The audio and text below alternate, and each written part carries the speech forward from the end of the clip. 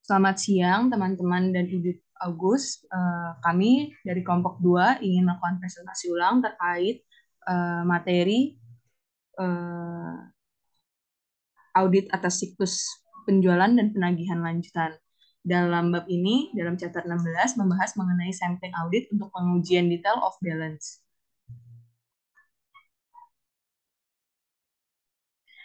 Pertama, kita harus mengetahui dulu perbedaan antara pengujian detail of balance, pengujian kontrol, dan pengujian substantif atas transaksi. Di mana uh, ada perbedaan tujuan. Untuk tujuan pengujian detail of balance adalah untuk menguji adanya materially misstated dalam akun saldo. Untuk pengujian kontrol, tujuannya adalah menguji keefektifan operasional kontrol internal perusahaan. Lalu untuk pengujian substantif atas transaksi ada dua tujuan, di mana tujuan pertama adalah menguji keefektifan operasional kontrol internal perusahaan, dan yang kedua memastikan monetary correctness atas transaksi akuntansi. Untuk satuan pengukurannya pun berbeda, di mana untuk pengujian detail of balance satuannya berupa satuan mata uang. Untuk pengujian kontrol dan pengujian substantif atas transaksi, satuan pengukuran adalah rate of occurrence atau tingkat keberlangsungan. Selanjutnya, saya akan membahas mengenai non-statistical sampling untuk pengujian detail of balance. Ada 14 langkah yang dibagi menjadi 3 tahapan, di mana tahap pertama itu untuk merancang sampel untuk prosedur audit. Ada 9 langkah dalam tahap ini. Yang kedua ada tahap memilih sampel dan melakukan prosedur audit, ada 2 langkah. Dan yang terakhir ada tahap mengevaluasi hasil audit. Merancang sampel untuk prosedur audit. Langkah pertama yaitu menyatakan tujuan atas pengujian audit itu sendiri. Tujuan sampel pengujian detail of balance pada bab ini adalah untuk memastikan bahwa setiap saldo sudah fairly stated atau sudah tercatat secara betul. Lalu langkah kedua untuk menentukan pengaplikasian sampling audit. Auditor sendiri bisa mengabaikan beberapa sampel yang apabila dijumlahkan saldonya itu masih tergolong imaterial. Selanjutnya langkah ketiga yaitu mengidentifikasi adanya misstatement. Misstatement teridentifikasi apabila ditemukan satu atau lebih sampel yang salah tercatat. Dalam hal ini berupa monetary misstatement. Selanjutnya, langkah keempat, kita bisa menentukan populasi. Populasi dalam pengujian ini didefinisikan sebagai seluruh item transaksi yang menjadi dasar pencatatan atas saldo yang tercatat dalam akun. Oleh karenanya, populasi sendiri bisa terdiri dari ratusan bahkan ribuan item, sehingga auditor bisa mengaplikasikan stratified sampling. Apa sih stratified sampling di sini? Stratified sampling di sini adalah untuk membantu auditor untuk mengklasifikasi item-item populasi ke dalam beberapa macam stratum atau tingkatan. Nah, dalam bab ini, auditor tuh bisa mengklarifikasi stratum-stratum tersebut berdasarkan nominal masing-masing item. Yang kelima, auditor bisa menentukan unit sampling. Unit sampling yang diambil harus berasal dari saldo akun yang akan diuji. Apabila dalam bab ini kita mau menguji saldo piutang, maka sampel yang diambil harus berasal dari akun piutang. Yang keenam, ada langkah untuk menetapkan tolerable misstatement.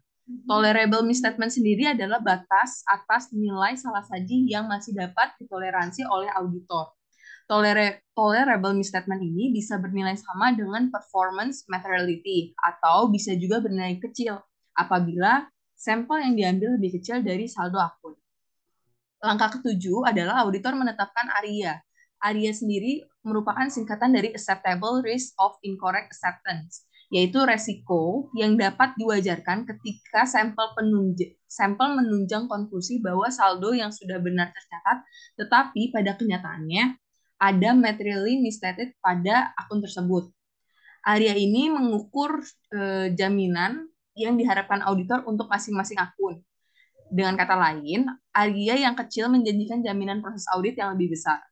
Area dapat ditetapkan secara kuantitatif, misalnya dalam hitungan persen, atau bisa juga secara kualitatif, misalnya eh, rendah, medium, atau tinggi. Nah, area sendiri memiliki hubungan dengan ukuran sampel itu sendiri, yaitu berbanding terbalik. Apabila auditor ingin menginginkan nilai area yang kecil, maka ukuran sampel yang diuji harus lebih besar.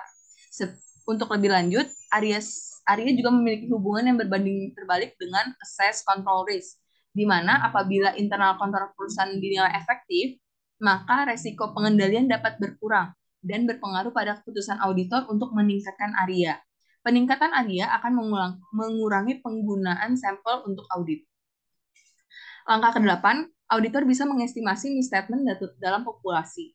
Estimasi ini biasanya didasarkan pada pengalaman sebelumnya auditor dengan klien yang bersangkutan dan juga resiko bawaan yang timbul setelah pengujian kontrol, pengujian substantif, dan pengujian prosedur analitikal terlaksana. Selanjutnya, langkah terakhir dalam tahap 1, auditor bisa memilih ukuran sampel awal. Nah, besar kecilnya ukuran sampel sendiri dipengaruhi oleh resiko bawaan, yakni kalau misalkan resiko bawaan ini berefek pada area. Jadi semakin kecil resiko bawaan, maka semakin besar area, sehingga bisa mengurangi sampel awal. Lalu selanjutnya faktor yang mempengaruhi itu ARO, Acceptable Risk of Over-Reliance, yaitu efeknya juga pada arah, jadi semakin kecil resiko kontrol, maka semakin besar area bisa mengurangi sampel awal, seperti sama dengan resiko bawaan. Faktor ketiga yaitu hasil pengujian substantif, berefek juga pada area, yaitu satisfactory result mengakibatkan semakin besarnya area sehingga bisa mengurangi sampel awal. Yang keempat, ada ukuran dan frekuensi misstatement, di mana semakin kecil ukuran dan frekuensi yang ditetapkan, maka bisa mengurangi sampel awal. Untuk yang kelima, ada faktor tolerable misstatement. Untuk spesifik akun, jadi semakin besar tolerable misstatement ini yang ditetapkan, maka sampel yang digunakan juga bisa dikurangi. Yang terakhir ada faktor yaitu jumlah saldo dalam populasi, di mana semakin kecil nilai saldo, maka bisa mengurangi sampel yang akan digunakan auditor untuk proses audit. Nah, adapun rumus untuk menghitung besarnya sampel untuk non-statistical sampling, bisa menggunakan rumus berikut, yaitu total nilai populasi yang tercatat dikalikan dengan confidence factor dibagi dengan tolerable misstatement. Untuk confidence factornya ini bakal dipengaruhi oleh nilai area. Contohnya pada tabel di bawah ini, kalau misalkan areanya itu 37%, maka confidence sampelnya itu bisa 63% dan mempengaruhi confidence faktornya menjadi nilai 1.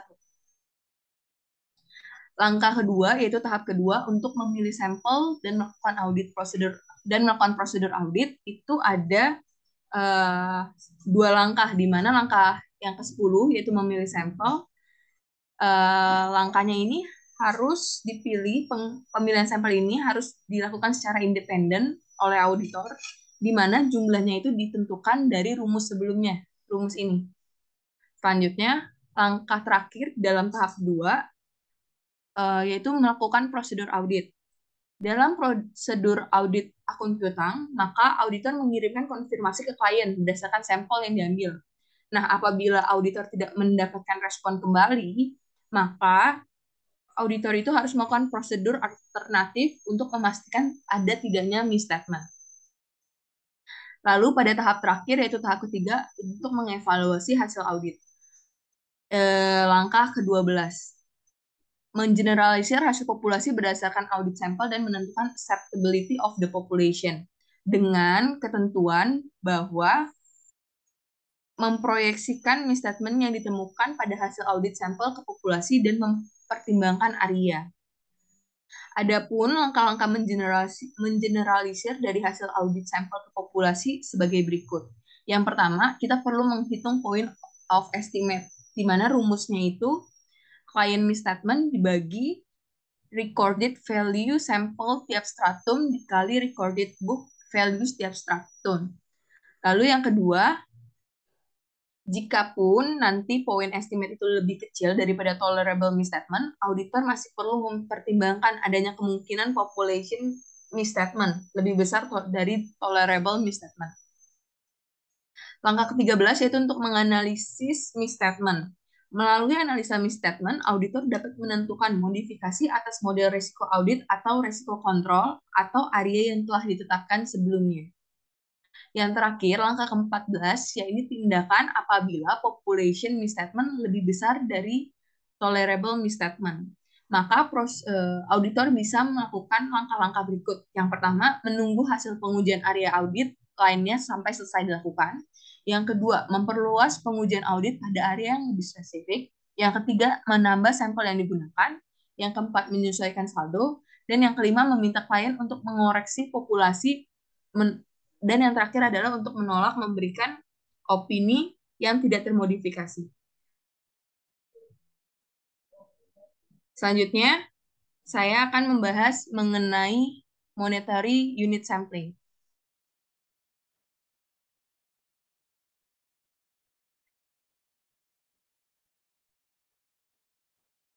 Selanjutnya, saya akan membahas mengenai statistical sampling berupa yang pertama, monetary unit sampling.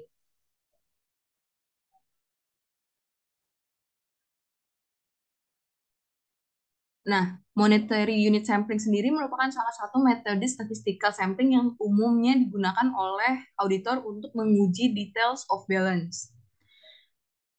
Monetary unit of sampling ini biasanya disingkat dengan MUS, MUS, dan memiliki banyak nama lain seperti dollar unit sampling, cumulative monetary amount sampling, dan sampling with probability proportional to size.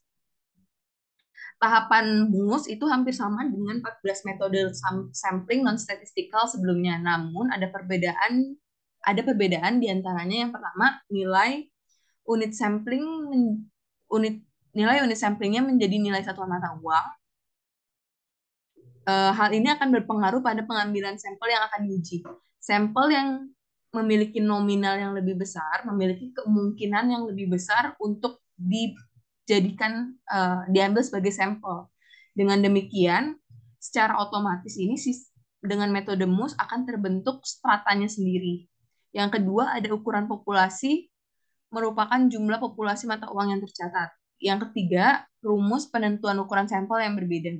Yang keempat, pemilihan sampel menggunakan PPS atau probability proportional to size. Pemilihan sampel PPS biasanya menggunakan perangkat lunak komputer atau bisa juga menggunakan teknik sampling sistematis. Kekurangan dari teknik ini adalah pada ketidakmungkinannya item yang bersaldo kosong terpilih. Di samping itu, item-item yang bersaldo kecil juga memiliki kemungkinan yang kecil untuk terpilih. Apabila auditor ini memiliki concern yang tinggi terhadap aspek tersebut, auditor bisa melakukan pengujian spesifik untuk item yang bersaldo kosong atau kecil.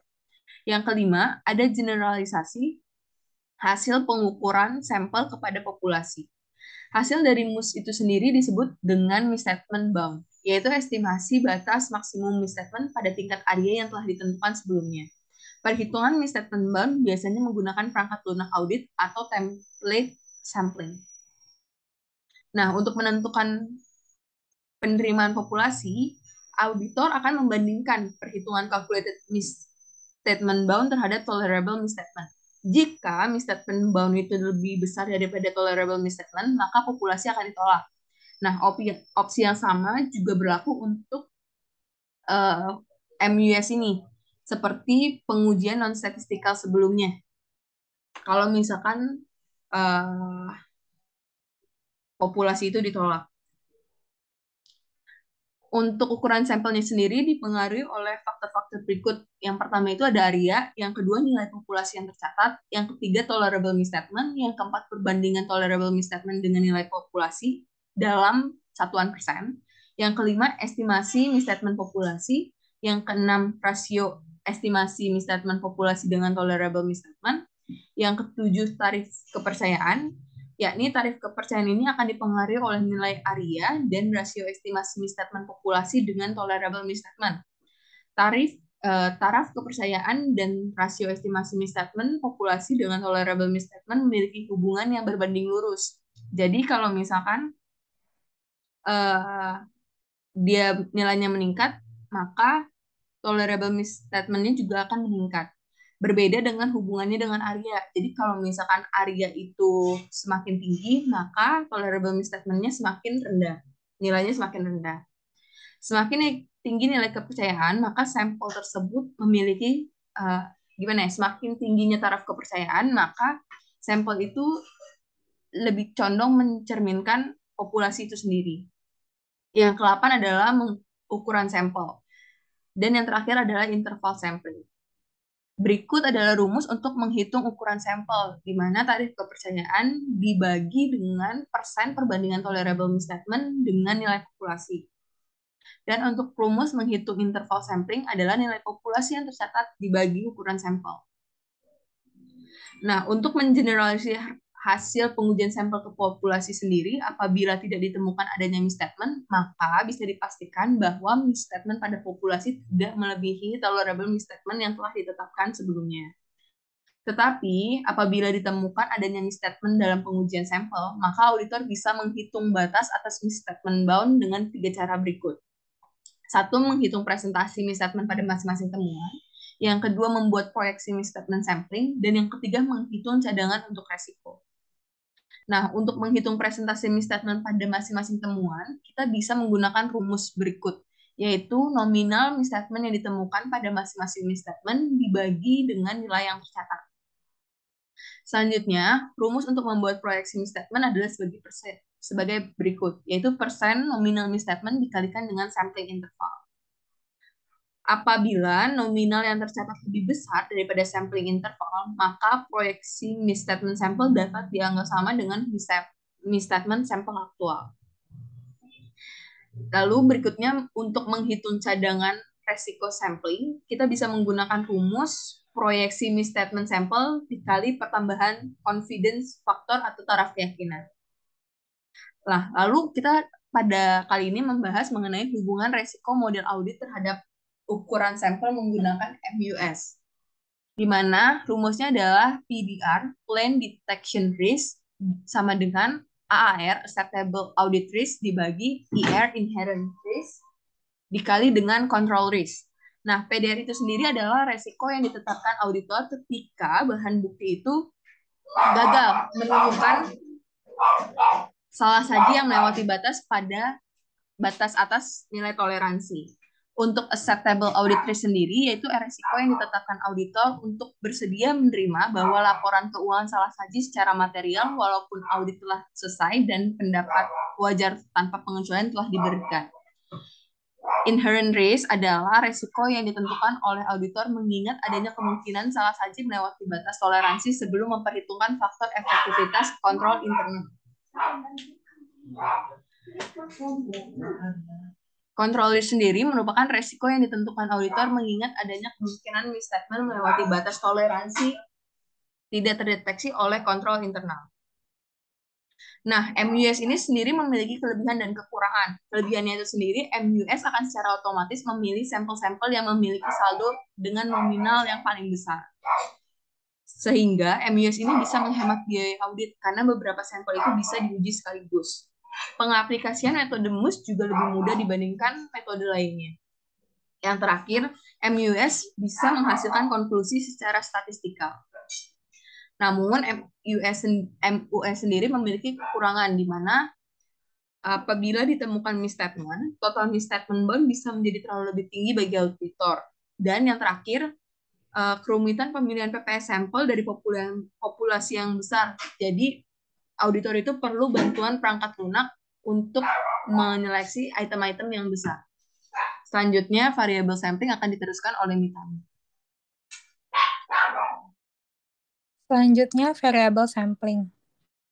Variable sampling mempunyai tujuan yaitu untuk mengukur misstatement dalam suatu saldo akun. Sampling variable dan sampling non-statis untuk pengujian atas rincian saldo memiliki tujuan yang sama, yaitu untuk mengukur salah saji dalam suatu saldo akun.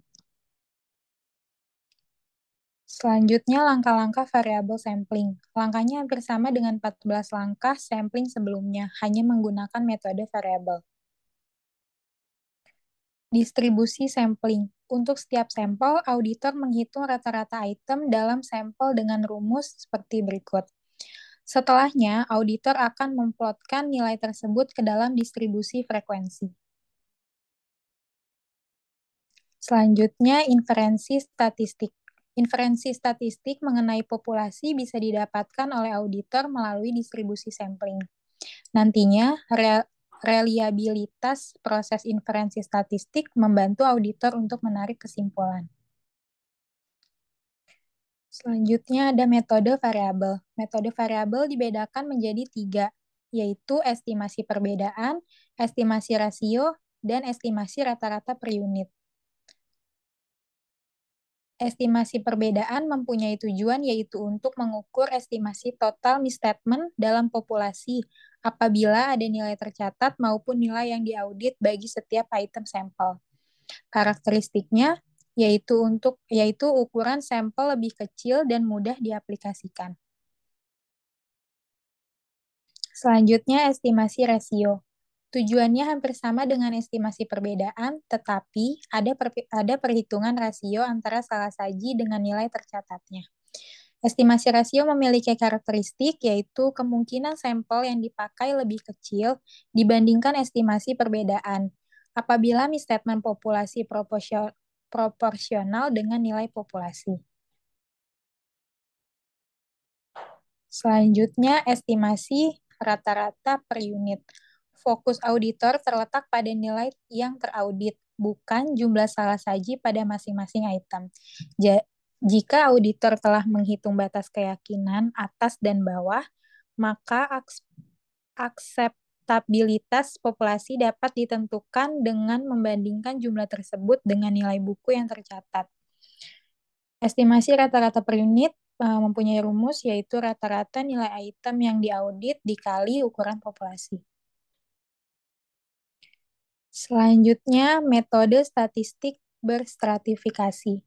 Sampling stratifikasi adalah metode sampling yang mengklasifikasikan semua unsur populasi menjadi beberapa strata. Nantinya, setiap strata akan diuji secara independen. Stratifikasi bisa diterapkan pada estimasi perbedaan dan estimasi rata-rata per unit atau paling sering. Selanjutnya, resiko variabel sampling.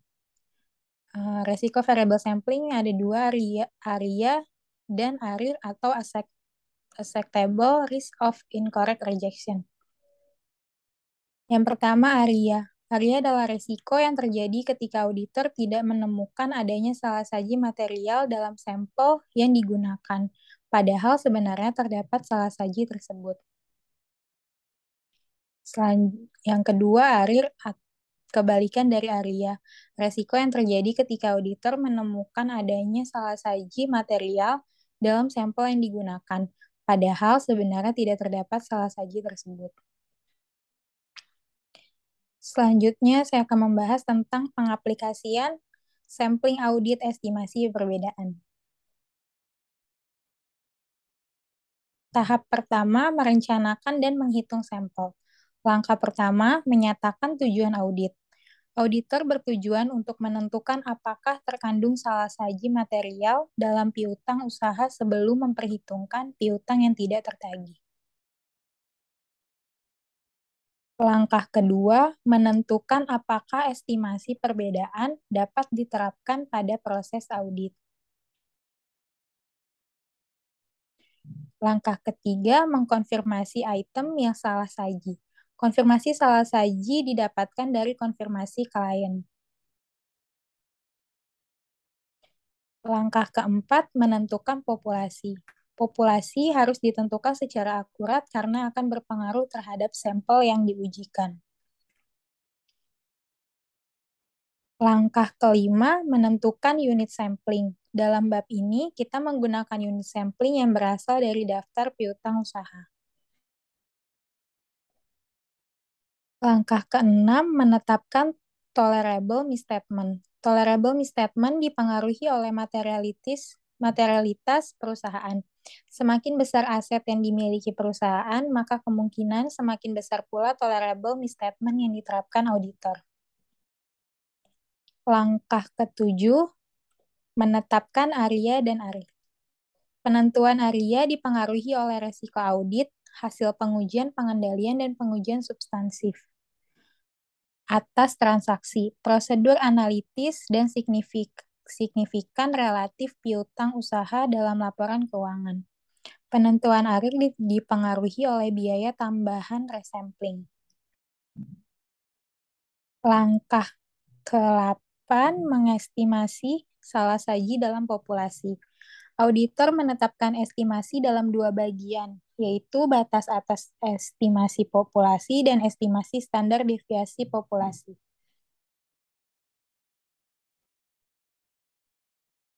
Langkah ke-9 mengukur banyaknya sampel yang akan digunakan. Seperti rumus yang di bawah ini.